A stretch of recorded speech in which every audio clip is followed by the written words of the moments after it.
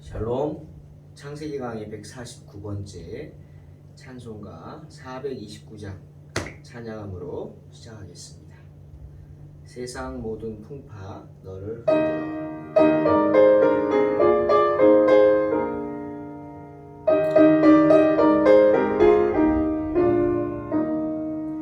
세상 모든 풍파 너를 흔들어. 약한 마음 낙심하게 될 때에 내려주신 주의 복을 세어라. 주의 크신 복을 내가 알리라. 받은 복을 세어보아라. 크신 복을 내가 알리라. 받은 복을 세어보아라. 주의 크신 복을 내가 알리라. 세상 걱정 근심 너를 울고 십자가를 등에 지고 갈 때에 주가 내게 주신 복을 세어라. 두려움 없이 항상 찬송하리라. 받은 복을 세어보아라. 크신 복을 내가 알리라. 받은 복을 세어보아라. 주의 크신 복을 내가 알리라.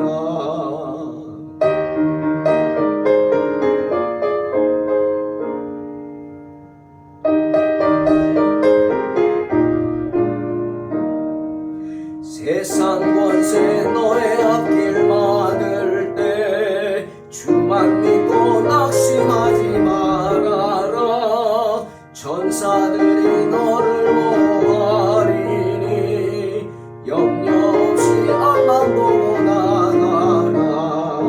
받은 복을 세어보아라. 크신 복을 내가 알리라. 받은 복을 세어보아라. 주의 크신 복을 내가 알리라. 아멘.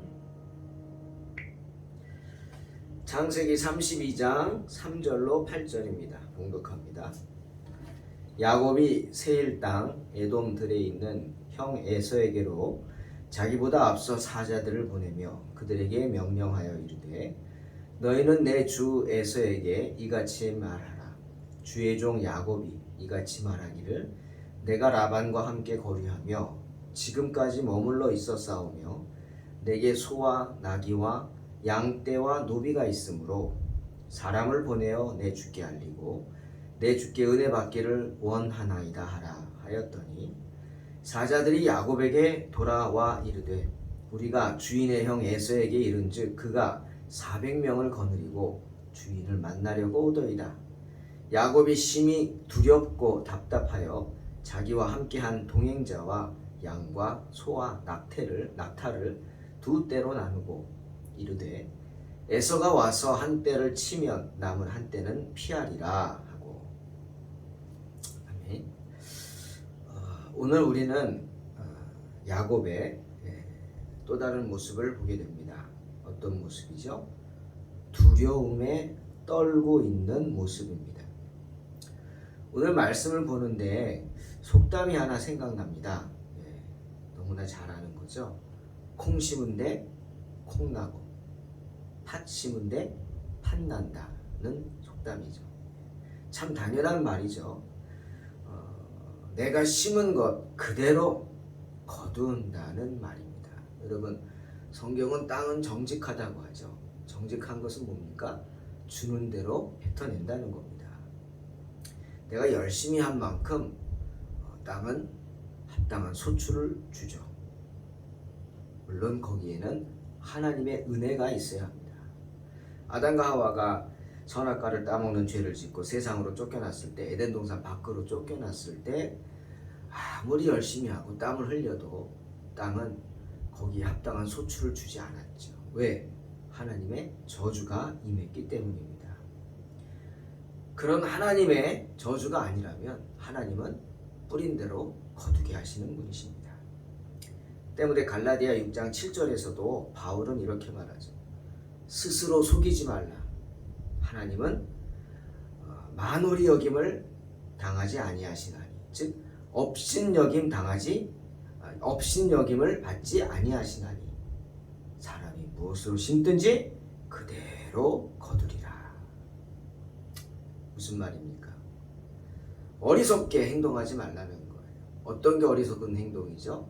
하나님을 속이려고 하는 생각, 그것이 바로 어리석은 생각이죠. 지금 야곱은 누구보다도 그 사실을 잘 알고 있습니다. 뿌린 대로 거둔다 때문에 두려운 거예요. 왜? 나쁜 것을 뿌렸잖아요. 여러분 그런 생각 해보셨어요? 나는 나쁜 거 하나를 뿌렸어요. 씨앗 하나를 뿌렸어. 하지만 그게 자라면 어떻게 됩니까? 그대로 한 알이 됩니까? 아니죠. 100배, 1000배 결실이 되죠. 100배, 1000배의 결실이 됩니다. 나는 나쁜 거 하나 뿌렸는데 나한테 돌아오는 거는 나쁜 거 100배, 1000배가 된다는 거예요. 그 사실을 알면 두렵지 않습니까? 야곱은 두려운 거예요. 내가 심은 것을 거둘 생각에 두렵습니다. 그렇게 두려워하고 떨고 있기 때문에 하나님은 마하나임이라는 두 때나 되는 천사들을 보내셔서 야곱에게 보여주셨어요. 기적을 보여주셨어요. 그래서 한때는 앞에서 한때는 뒤에서 야곱을 호위하게 하셨어요. 그래도 두렵습니다. 형 에서를 속이고 장자권과 장자의 축복을 빼앗은 야곱. 창세기 27장 41절을 보니까 에서는 이미 작정했어요. 야곱을 죽여버리겠다. 에서는 작정을 했습니다. 그래도 여러분 에서가 효자한 거 아시죠? 뭐라 그랬어요? 아버지가 살아계셨는데 내가 동생을 죽여서 아비의 마음을 아프게 하고 싶지 않다. 그래서 아비가 죽을 때까지 기다리겠다. 창세기 27장 41절에 아버지를 곡할 때가 가까웠은지 그때 내가 내 아우를 야곱을 죽여버리겠다 라고 마음에 작정합니다. 그 사실을 안 어미 리브가가 놀래서 야곱을 살리기 위해서 이삭에게 믿음의 면립감을 구해야 한다는 명목으로 오빠가 있는 먼 하란으로까지 야곱을 피신시킨 겁니다. 야곱도 알죠. 그 사실을 잘 알기 때문에 지금 20년이라는 긴 세월이 지났어요. 그래서 집으로 돌아갑니다. 하지만 형 에서가 버티고 있죠. 두렵지 않겠습니까? 혹시 야곱이 어머니한테 미리 소식을 전한 거 아닐까요? 왜? 야곱 지혜롭잖아요. 정탐을 해야죠. 지금 분위기가 어떤가? 여기서 가긴 가야겠는데 라반으로부터 도망가야겠는데 갈 곳은 집밖에 없고 하나님이 가라 그러시니 가는데 그곳은 어떤가? 마치 이스라엘 백성들이 하나님이 가나안으로 가라 그랬는데 가지 못하고 정탐꾼을 보내죠. 그게 사단이었죠. 하나님이 가라 그랬으면 아멘 하고 갔으면 되는데 자기들이 두려우니까 꾀를 내서 정탐꾼을 보냅니다. 그 정탐꾼 10명이 엉뚱한 소리를 해서 하나님을 진노케 하고 결국 40년간 광야에서 방황하다가 다 죽지 않습니까? 여호수아와 갈렙 빼고는 그때 어른들은 다 죽습니다. 그만큼 하나님이 진노했죠. 왜? 하나님의 말씀에 순종하지 않고 꾀를 냈기 때문에. 아마 지금 야곱도 그런 꾀를 낸 것 같아요. 안 그러면 이런 행동이 안 나오죠. 어머니한테 미리 사람을 보냈을 거예요. 소식을 알고자. 어머니 이제 가려고 합니다. 어떻습니까? 그러면 어머니가 뭐라 그럴까요? 에서에게 했겠죠. 누구보다 잘 아니까. 야, 에서가 지금 세일산에 있다. 네 형이. 그리고 여전히 너에 대해서 나쁜 감정 가지고 있어. 그러니 조심해. 라고 경고하지 않았을까요? 그러니 야곱이 덜덜 떨면서 미리 형에게 사람을 보내는 겁니다. 왜 이런 행동을 했겠어요? 무서우니까 그렇죠. 그냥 당당하게 내가 아들이고 내가 장자 축복 어쨌거나 받았는데 당당하게 가야죠. 내 건데 다. 그런 마음으로 그러지 못하는 거예요. 그래서 에서에게 사신을 보냅니다. 어떤 사신을? 정중하게 겸손하고 정성스러운 정가를 갖추어서 보냅니다. 자, 에서를 대하는 야곱의 모습 어떤가 한번 살펴봅시다. 어떻죠? 공손하죠. 겸손한 거 이상의 공손입니다. 공손은 뭡니까? 자기를 수그리고 들어가는 겁니다. 겸손은 그냥 겸양이죠. 상대방을 존중하는 의미가 겸손이지만 공손은 뭡니까? 완전히 나를 굽히고 들어가는 거예요. 사랑하는 성도 여러분, 하지만 여러분 아세요? 성경은 우리가 어떤 경우에도 성도들은 공손해야 한다 말하고 있습니다. 전도서 10장 4절 주권자가 내게 분을 일으키거든 너는 내 자리를 떠나지 말라. 공손함이 큰 허물을 용서받게 하느니라. 말씀하시죠. 뭐예요? 화가 나도 참아야 한다는 겁니다. 내 자리를 떠나지 말라? 화난다고 그냥 자리를 박차고 관두면 되지 뭐. 확 사표 집어 던지고 아니 사표 던져도 그때는 아니라는 거예요. 그만둬도 그때는 아니에요. 그럼 내가 내 감정으로 그만두게 되는 거잖아요. 그럼 나가서도 나는 그 감정 때문에 내가 힘듭니다. 참아요. 견뎌요. 버텨요. 그리고 나중에 모든 감정이 마무리되면 후속 조치를 하면 되는 것입니다. 성경도 공손함이라고 표현하고 있어요. 공손함. 왜요? 그 사람이 아무리 못돼도 내 상사이기 때문에 주권자이기 때문에 힘이 있는 왕이기 때문입니다. 그러니 억울한 일을 당했다 해도 내가 있어야 할 자리를 지키면서 참고 견뎌야 합니다. 그쪽에서 내쫓지 않는 한 나는 버텨야죠. 또 잠언 15장 1절에 유순한 대답은 분노를 쉬게 하여도 과격한 말은 노를 격동하느니라 말씀하십니다. 뭔 말입니까? 박수 치지 말라는 거. 박수도요 한쪽이 안만 해도 안 납니다. 내가 마주쳐야 소리가 나는 거예요. 이게 뭡니까? 당하지 말라는 거예요. 넘어가지 말라는 거예요. 분노한 사람 앞에 똑같이 분노로 대하면 큰일 납니다. 이성을 잃어버리죠. 누군가 분노했을 땐 참기 힘들어도 나의 말 한마디 한마디를 조심해야 하는 거예요. 못하겠거든 그 자리를 피해야 됩니다. 명심하세요. 그 자리를 피하십시오. 도망가는 게 아닙니다. 피하는 겁니다. 그리고 과격한 말이 왔을 때 유순하게 대답해야 합니다. 유순하게.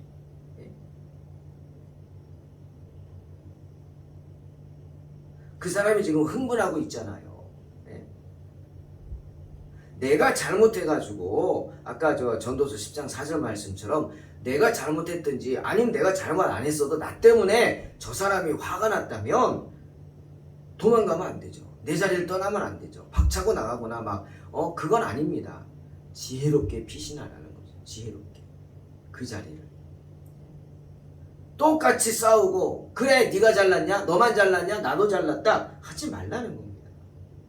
그게 공손함이죠.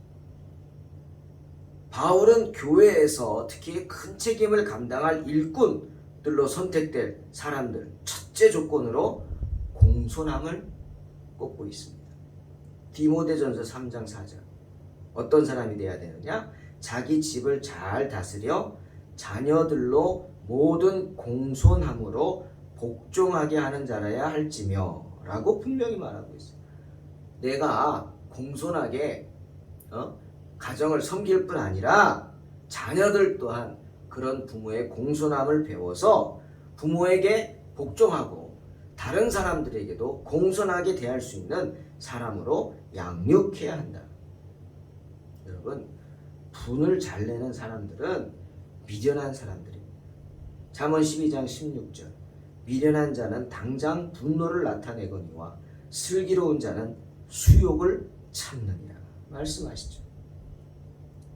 야곱은 그런 사실을 아는 지혜로운 사람이었어요. 때문에 형 에서가 지금 분노하고 있다는 사실을 알죠. 여러분 20년이 지났다고 그 화가 사라지겠습니까? 잠재돼 있겠죠. 짓눌려 있겠죠. 그냥 억눌려 있을 겁니다. 예? 억눌려 있을 뿐이에요. 절대로 사라지지 않습니다. 예? 분노를 품고 있는 사람은요, 결코 내가 왜 분노하는지, 누구 때문에 그러는지 그 원인을 잊어버리는 법이 없습니다. 창피하지만 이렇게 말하는 저도 그래요. 제 안에 이 분노가 없어지지가 않는 부분이 있어요. 잊을만 하고 없어질만 하면 어떤 일로 불컥불컥 솟아오릅니다. 절제하기 힘들 때도 있어요. 진짜 막 다리를 꼬집든지 어디를 갖다 머리를 쥐어 박든지 막 그래야 이게 사라질까? 정말 힘든 것이 분노입니다. 참는 거예요. 그러니 장애라잖아요. 분노 조절 장애라는 게 있지 않습니까? 야곱은 알았어요. 그래서 어떻게 했어요? 형 에서에게 먼저 굴복하는 듯한 모습을 보이는 거예요. 공손하게 정성 어린 전가를 보내며 도움을 요청합니다. 야곱은 에서를 주라고 부르면서 자신을 그의 종이라고 분명히 말하고 있습니다. 이 무슨 뜻이에요? 내가 장자죠. 네? 어쨌거나 당신이 나에게 팔았고 아버지의 장자의 축복을 받았고 그러니까 내가 장자입니다. 내 권한을 주장할 수 있어. 하지만 에서를 주라고 호칭함으로 그 장자권, 장자의 축복을 주장하지 않겠다는 거예요. 여러분 정말 지혜롭죠. 네? 장남이 나 장남 아니야 그런다고 장남이 안 됩니까? 아니잖아요. 장자의 축복을 받은 사람이 아닙니다 괜찮습니다 한다고 그 축복이 딴 데로 갑니까? 아니잖아요. 지혜로운 거죠. 주장하지 않는 거예요.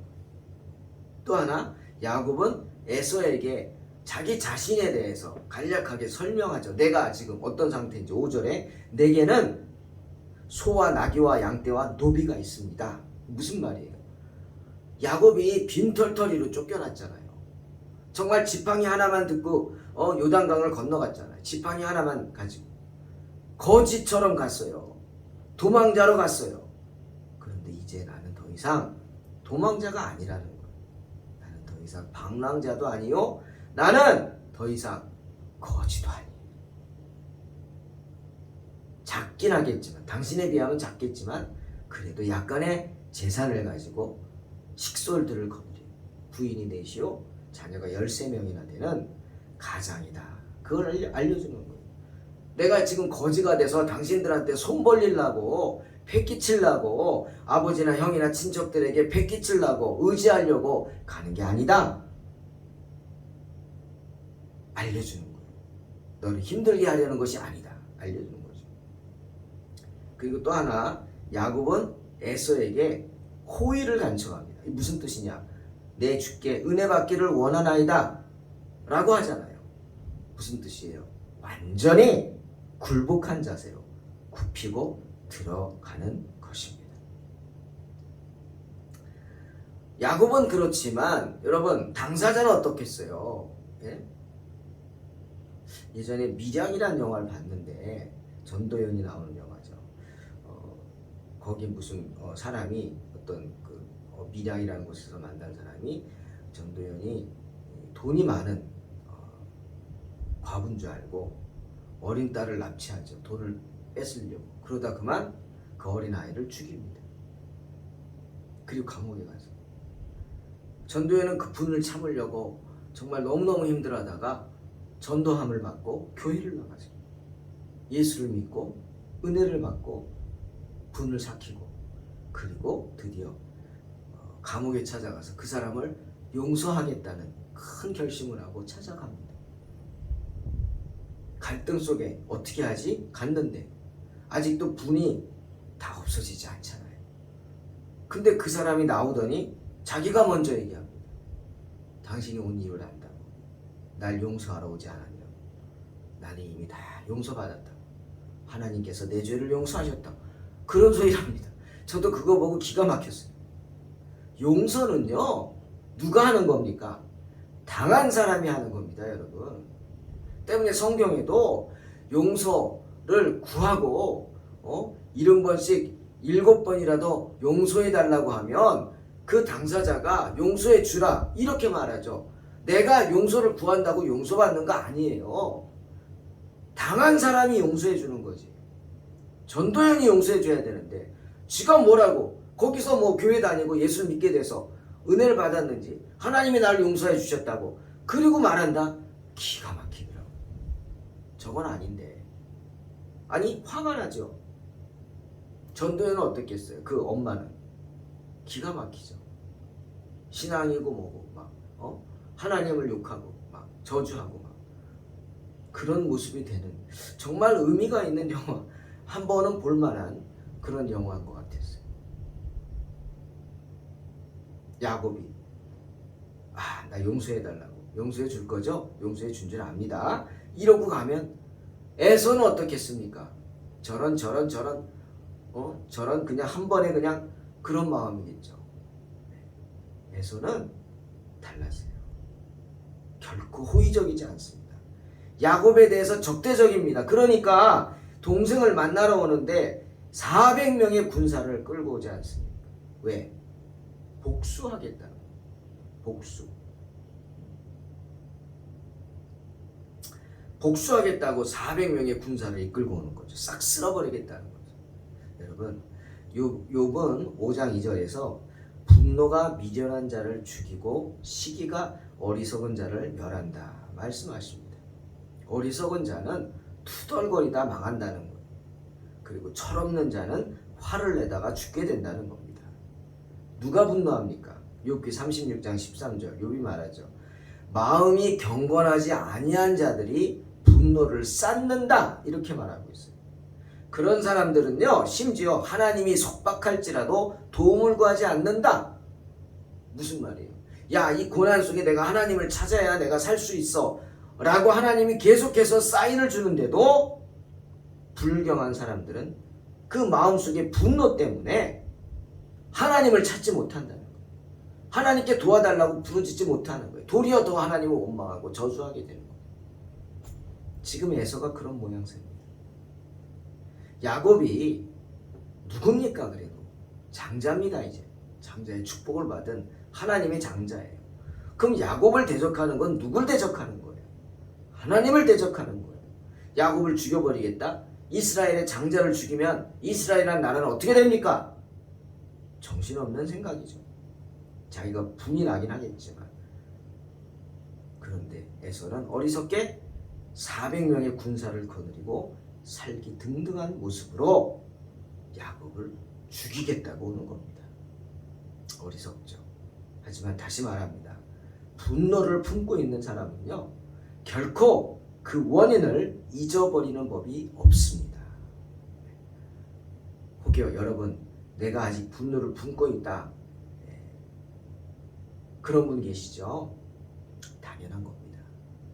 하나님이 그 분노를 삭혀주실 때까지 시간이 필요하겠죠. 또 나의 노력도 필요할 겁니다. 그것이 잘못은 아닙니다. 당연한 거죠. 하지만 하나님께서 그 분노를 붙잡아 주시고 삭혀 주실 줄로 믿습니다. 자, 야곱에 대처하는 방법을 보겠습니다. 야곱은 그런 상황을 알아요. 자기는 이렇게 했는데 지금 형이 400명의 군사를 이끌고 온다고 자기가 보낸 전갈이 급히 와서 전합니다. 큰일 났습니다. 당신의 형이 지금 군사를 400명이나 끌고 그냥 내달려옵니다. 큰일 났죠. 두렵습니다. 여러분, 아무리 위대한 신앙을 가지고 있어도요 두려운 건 두려운 겁니다. 야곱은 위대한 신앙을 지닌 사람이었죠. 하지만 지금 현실 속에서 몹시 두려워했어요. 그래서 어떻게 나름대로 대처합니다. 자기 나름대로 방어책을 강구하는 거예요. 저는 오늘 말씀을 보면서 누가복음 14장 말씀이 생각났어요. 28절에서 30절 너희 중에 주님의 말씀입니다. 너희 중에 누가 망대를 세우고자 할진대 자기의 가진 것이 준공하기까지에 족할는지 먼저 앉아 그 비용을 계산하지 아니하겠느냐. 그렇게 아니하여 그 기초만 쌓고 능히 이루지 못하면 보는 자가 다 비웃어 이르되 이 사람이 공사를 시작하고 능히 이루지 못하였다 하리라 말씀하십니다. 그렇죠. 건물 하나를 지을 때도요, 충분히 계산하고 짓습니다. 내가 가진 돈으로 지을 수 있을지 아니면 더 모아야 할지 계산하겠죠. 그런 후에 가능할 것 같으면 시작하는 겁니다. 만약 그렇지 않다면 어떻게 해요? 짓다가 돈이 없으면 어떻게 돼요? 네? 뭐 가끔 보잖아요. 유치권 행사 중 뭡니까? 돈을 못 줬다는 거예요. 그러니까 건물을 짓던 사람들이 돈을 못 받으니까 점유하는 겁니다. 그건 법적으로도 보호가 되죠. 그게 유치권 행사예요. 그 모든 밀린 품삯이나 그걸 다 해결해야 그걸 풀어서 내가 다시 시작할 수 있는 거. 그런 꼴을 당하게 되는 거예요. 망하는 거죠. 네, 못 짓습니다. 야곱도 마찬가지예요. 지금 막 머리에 주판을 굴리는 거예요. 어떡하지? 어떡하지 이거? 내가 지금 어떻게 해야 될까? 충분히 계산을 한 야곱. 결론이 뭡니까? 에서와 맞서 싸우겠다는 생각을 버립니다. 안 돼. 못 싸워. 에서와 맞서겠다는 생각을 버립니다. 오로지 야곱의 계획은 뭐예요? 싸움을 피하는 거예요. 그 위기를 모면하는 거예요. 그래서 어떻게 했어요? 가족을 두 대로 나누죠. 이제 두 대로 어떻게 나누는지는 다음 시간에 보이죠. 두 대로 나눠서 왜 나눴어요? 만약 형이 한 대를 치면 너희는 도망가라. 그래서 멀찌감치 뛰어가지고 오게 합니다. 저를 치면 너희는 소식 듣고 막 도망가라. 살아. 너희라도 살아라. 네. 사랑하는 성도 여러분, 우리가 살면서 위험을 느낄 때 어떤 예상한 위험이나 생각이 아니라 정말 내가 지금 당했어요. 내 피부로 느낄 때 뜨거운 물을 만졌어요. 지금 불이 막 살이 타기 직전이에요. 그럴 때 어떻게 해야 돼요? 주여 하고 외쳐야지. 하나님의 권능을 의지해야 합니다. 하나님의 약속을 붙잡아야 합니다. 하나님은 야곱에게 마하나임의 기적을 보여주셨어요. 저는 이 부분을 한 번 더 설교를 깊게 한번 해보고 싶은 마음이 들어요. 마하나임의 기적. 이게 뭘까? 여러분, 야곱이 두 때 천사의 무리를 본 거예요. 즉 하나님이 야곱에게 천사의 무리를 두 때나 보내주셔서 호위하게 하신 사건이에요. 근데 그게 그냥 환상이었을까요? 그렇구나. 하나님은 나를 보호하시는구나. 뭐 이 정도였을까요? 그냥 야곱이 너무 힘들어서 울부짖다가 지쳐 쓰러져 잠이 들어서 꿈을 꾼 걸까요? 야곱의 그냥 생각으로 그래 마하나임이다 이름 붙여준 걸까요? 아닌 것 같죠? 아닙니다. 성경은 실제라고 말하고 있어요. 실제로 하나님이 기적을 베풀어 주셔서 야곱을 지키기 위해서 두 때나 되는 천사를 보내주신 거예요. 그런데 그럼에도 불구하고 그렇게 눈에 보이고 자기가 느낌에도 불구하고 믿지 못해서 두려워하고 있습니다. 여러분, 이것이 두려움입니다. 두려움. 지금 내 앞뒤에 천사라들이 나를 지키고 있어요. 이런 표현이 맞을지 모르지만 막 날이 더운데 에어컨이 있어요. 사용법을 몰라요.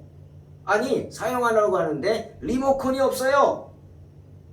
그럼 푹푹 찌는 더위에 그냥 있어야죠. 시원하게 살 수도 있는데 그런 겁니다.